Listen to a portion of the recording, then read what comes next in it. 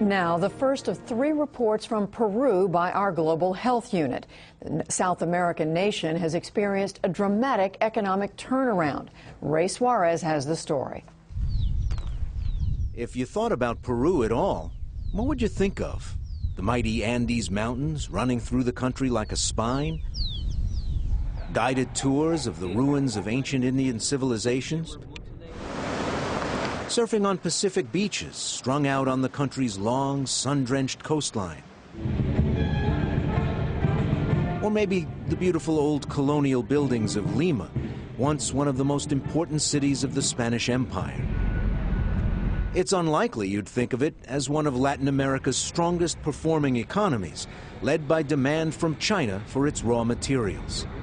Even when the world was in serious economic downturn, it still wanted to buy what Peru had to sell, the output of an enormous fishing fleet, mines and farms. And all during that time, a country that once suffered from enormous hyperinflation had a stable currency and a stable government. Peru's government predicts a growth rate of 6%, coupled with low inflation for 2010. Ironically, Peru's current pro-business president, Alan Garcia, is the same president who was at the helm 20 years ago when the country's economy bottomed out. Back then, Garcia was the left-wing politician called the Kennedy of Latin America. But his big government programs were followed by increasing poverty and inflation measured in the thousands of percent. Voters reacted by choosing right-wing candidate Alberto Fujimori in the next election. Fujimori defeated Peru's growing leftist rebel movements and stabilized the economy, but he also suppressed human rights and was sent to prison for ordering death squads to deal with his enemies. But Fujimori's economic management and that of his successor, Alejandro Toledo, kept the country on the road to recovery. Once a debt-ridden basket case, today's Peru is open for business. The healthy economy has benefited Peruvians like Wilmer Gonzalo. He used to be a street vendor.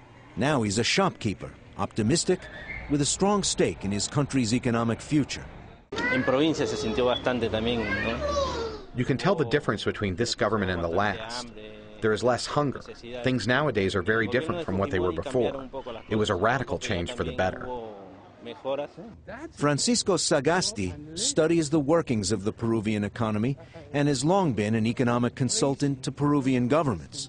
We paid some of our debts, and then we opened our doors to foreign investment, which led to a boom in foreign investment, to a lot of capital that helped us to modernize and change our productive system and make our economy more efficient. For Sagasti, the turnaround started in the 90s. After the first Garcia administration, Peru ended trade restrictions, stopped government borrowing and overspending. Voters chose leaders who stopped the lurching from left to right and back again. Mercedes Araoz is Peru's finance minister.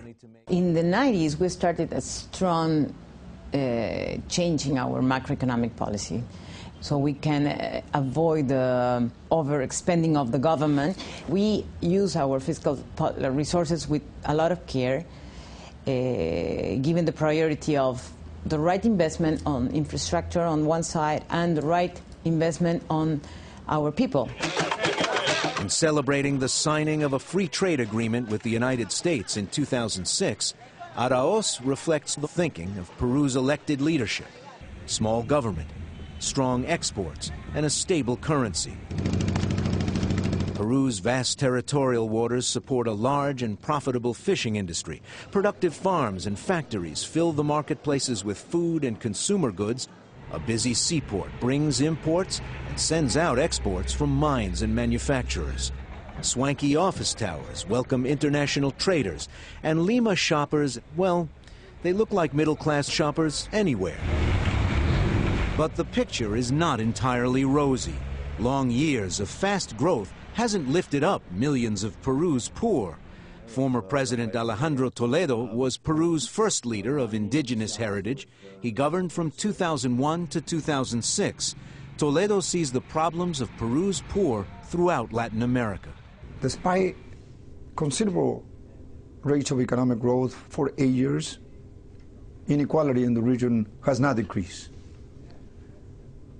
It has become more concentrated. That is, to put it in simple words, there are few people who are getting richer, and the majority are not seeing the benefits of economic growth. The former president, now at the Center for Strategic and International Studies in Washington, and weighing the possibility of running for president again, is adamant that trickle-down economics won't lift his poorest countrymen and women out of terrible poverty. For Toledo, a healthy economy and a healthy democracy feed on each other. It is profitable for business to contribute to poverty reduction and to social inclusion, and it's good for democracy. Because if you have social turmoil in the streets, that's uncertainty, instability. Country risk increases. Interest rate goes up. Consequently, cost of production increases. And your profitability reduces. Case in point, the uprising in Bagua. Last year, indigenous people in the Amazon region fought back against government attempts to open up the region to more mining and development. Dozens of police and protesters died in armed clashes, and a long standoff challenging laws governing mining and logging continues. Even so, there's widespread agreement that throwing open the economy to the world has worked. Globalization has been good to Peru, yes, that's for sure.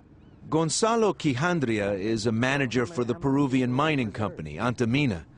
He says government policies, stable taxes, protection of private property, has encouraged the world's industry to look to Peru for copper, zinc, lead, gold, and silver.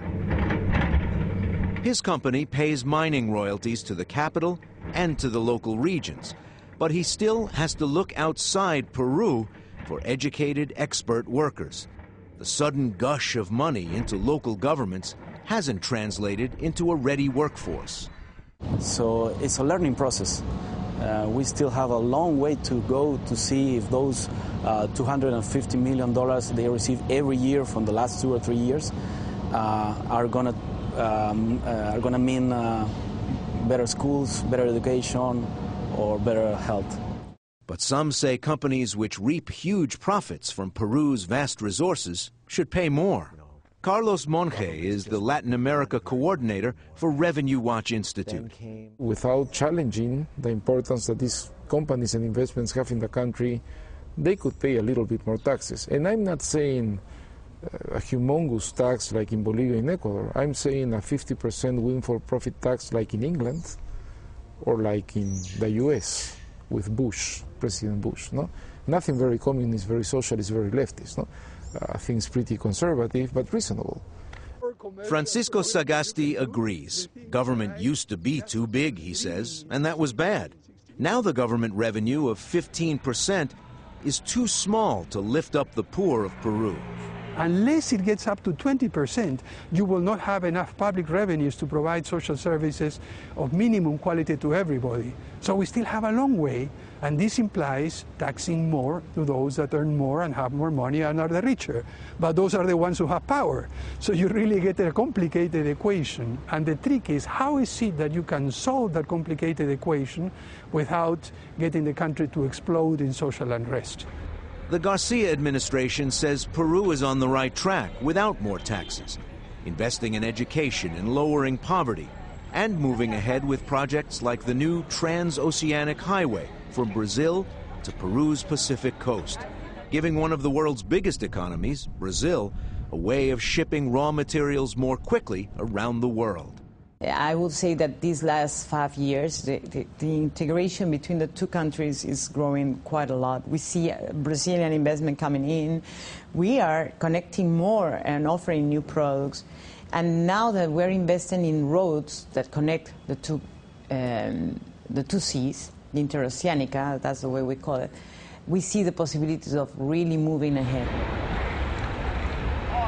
Open to the Atlantic, building bridges across the Pacific to fast-growing China, and growing closer to the U.S., Peru's taking full advantage of that flatter post-Cold War world and doing it as a democracy. In his next report, Ray looks at Peru's efforts to reduce maternal deaths in childbirth.